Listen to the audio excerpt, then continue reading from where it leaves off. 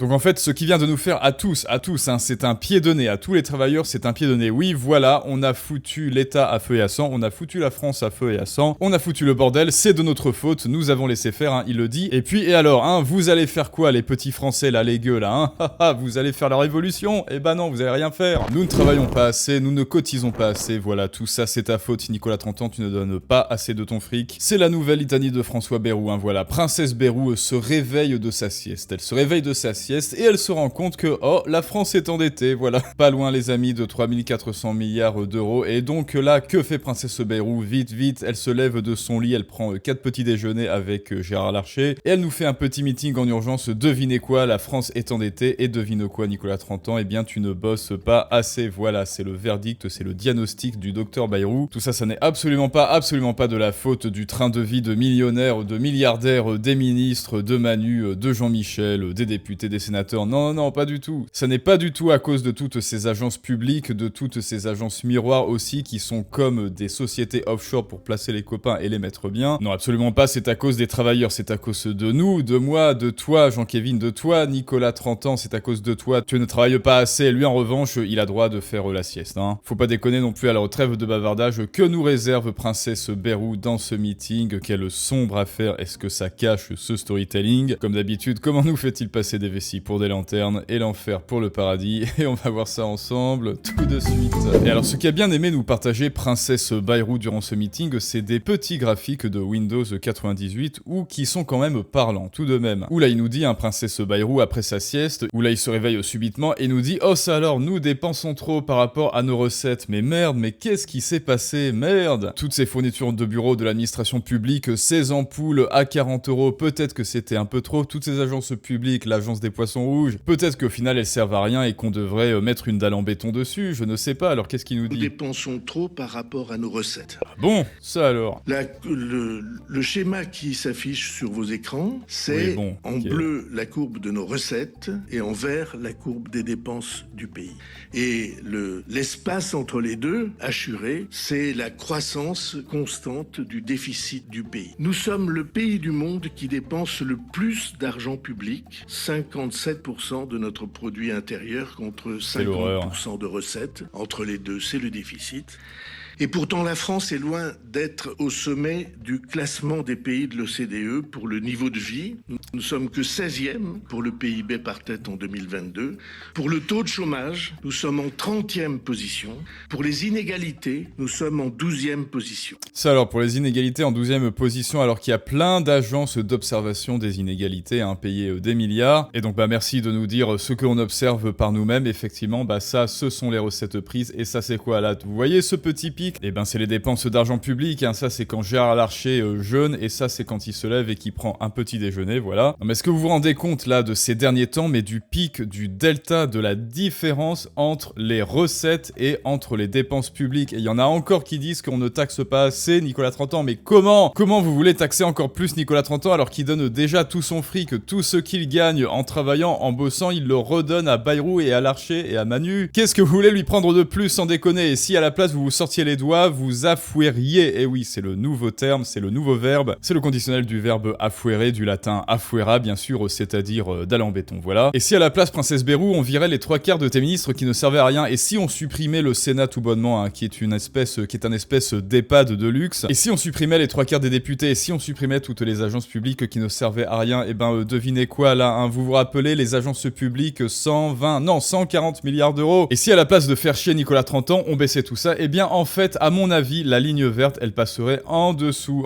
justement des recettes, et là ce serait bien, on serait dans le positif, on arriverait peut-être à quelque chose. Mais non, ça ne les intéresse pas, parce que rappelez-vous les amis, la politique en France, la RN, LFI, etc., n'y croyez pas, arrêtez, c'est un piège, it's a trap, c'est de la merde. Tout ce qu'ils veulent, c'est être élus, placer les copains et se mettre bien, et pour vous, point de salut. Bon, heureusement, il y a la solution, c'est vendre ses idées, on en reparle, mais Princesse Bayrou n'a pas fini, parce qu'il dit que maintenant, en fait, on est tous tous endettés. Non, pas lui, vous. Princesse Bayrou vient de tous nous endetter de 50 000 €. Voilà, c'est pour toi, c'est cadeau. Parce que oui, d'après Princesse Bayrou, eh bien nous sommes désormais, voilà, c'est factuel, c'est effectif, tous endettés de 50 000 € grâce à cette dette. Pourquoi? Qu'est-ce qui veut nous faire passer comme message? Eh bien c'est que c'est nous qui allons la payer, la dette. Bah oui, c'est pas eux quand même, enfin, avec tous leurs avantages, avec tous leurs privilèges, avec toutes leurs retraites prises en charge par l'État, chauffeur, majordome, 5e, 6e petit déjeuner pour l'archer, et puis quoi encore? Non, c'est aux travailleurs, c'est à ceux qui apportent de la valeur. Après tout, c'est nous qui apportons de la valeur. Bah oui, donc c'est à nous de payer. Voilà, c'est ça le système français. C'est un système punitif pour ceux qui veulent bosser, pour ceux qui apportent de la valeur. La France punit les méritants et récompense les parasites. C'est comme ça. Un système fiscalophage, comme le dirait le capitaine Haddock du haut de son bateau, gérontophile, ça aussi c'est bien, socialiste évidemment, estropure d'actifs évidemment, paupérophile, kleptocrate, rentocrate, déficitomane. Exactement, c'est ça, nous sommes dans un système déficitomane. Bon allez les amis, assez parlé, on va voir ce qu'en pense Princesse Bayrou de ce problème. Alors qu'en France,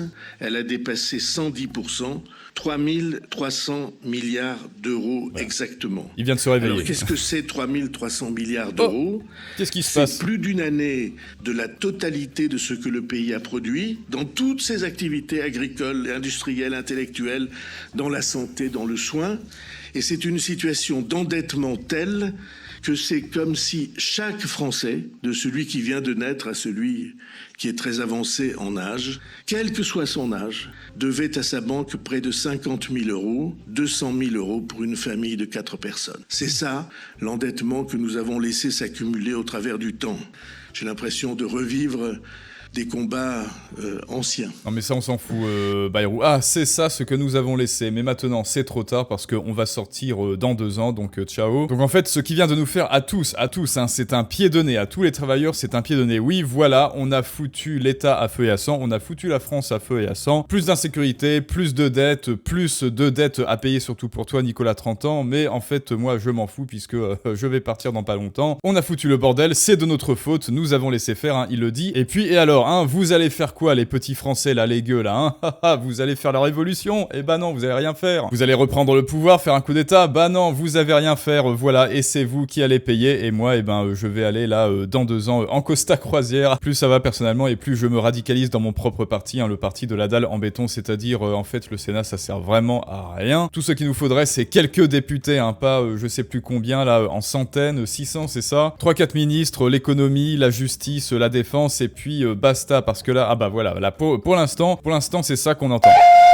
Oula, pardon. Bon, finalement, j'aurais peut-être pas dû le mettre. Mais c'est ça, ne vous y trompez pas, c'est exactement ça qui se passe quand il nous parle. Il dit « Oh mon Dieu, ma pauvre dame, c'est terrible. » Évidemment, c'est de notre faute, mais on s'en fout. Et comme d'habitude, ne t'inquiète pas, Nicolas, 30 ans, tout va bien se passer. Pourquoi? Bah parce que c'est toi qui vas payer. Bah oui, c'est toi qui bosses. Sauf que Nicolas, 30 ans, il en a marre et je pense que tout comme moi, il ne va pas tarder à partir. Et là, bah peut-être que ça ne va faire que précipiter la France dans sa chute, puisque s'il n'y a plus d'actifs à taxer, à ponctionner, et ben qu'est-ce que va faire l'État là dans ses dépenses à part s'endetter toujours plus? Comment les parasites du haut sans nous vont encore pouvoir faire de la pub pour la France, pour faire venir les parasites du bas pour qu'ils puissent toucher les APL et la prime de Naël pour que nous on soit grignotés en bas comme en haut? Comment est-ce qu'ils vont faire pour grignoter les actifs, pour sucer les actifs s'il n'y a plus d'actifs? Et bien évidemment là il nous a parlé de la dette, mais il n'a pas parlé de l'intérêt de la dette. Alors je sais plus combien c'est 72 milliards d'euros d'intérêt de la dette. Les amis, vous vous rendez compte ce qu'on peut faire avec 72 milliards d'euros? Avec ces 72 milliards d'euros plus l'affouérisme sur toutes les agences, donc près de 200 milliards d'euros. Avec ces 200 milliards d'euros, et ben Nicolas pourra enfin avoir le fruit de son travail. 200 milliards d'euros par an, on pourrait tout privatiser, les gens pourraient avoir un PIB digne de la France, un niveau de vie digne de la France, arrêter de se serrer la ceinture. Ces enfoirés pourraient enfin baisser les impôts, les travails fleuriraient, pousseraient comme des champignons, mais non, voilà, 200 milliards, allez hop, 200 milliards par an, allez comme ça, hop, envolés, évaporés dans la nature. Merci Houdini, merci Garcimore. Bref, je le répète, l'État français n'a pas les moyens de ses ambitions. Ils se comportent, ils ont des trains de vie de milliardaires alors qu'ils n'apportent rien, ils n'apportent aucune valeur. Ils mangent, ils dévorent votre argent comme ça. Et eux, qu'est-ce qu'ils apportent en valeur? Absolument rien. Il n'y a plus d'argent et ils continuent de dépenser de l'argent magique. Enfin bref, voilà les amis, hein, c'est Princesse Bayrou. Voilà, quand Princesse Bayrou l'ouvre, on est sûr de passer un très bon moment. Dites-moi ce que vous en pensez. Dites-moi votre avis de comment ça va finir. Hein. Rappelez-vous, on n'est pas ici pour se plaindre, on est ici pour dénoncer les choses et surtout passer à l'action contre ça, d'où la masterclass Fais-toi comprendre, je le rappelle, en description et en commentaire. Parce que si toi tu ne passes pas à l'action, si tu ne sais pas vendre tes idées, si tu ne sais pas communiquer ta valeur aux autres, eh bien les autres le feront à ta place. Voilà, eux ils le feront à ta place et regarde ce qu'ils en font. Ils continueront d'être des petits amateurs bruyants qui occuperont le devant de la scène et feront n'importe quoi pendant que toi tu resteras dans l'ombre méprisé et ignoré. Donc comme d'habitude, il y a la masterclass Fais-toi comprendre en description pour apprendre à vendre tes idées et augmenter ton impact sur le monde. N'oublie pas de lâcher ton plus beau pouce bleu comme d'habitude, de t'abonner si ça n'est déjà fait et à très bientôt pour un prochain storytelling du monde moderne. Mais ça, c'est une autre histoire.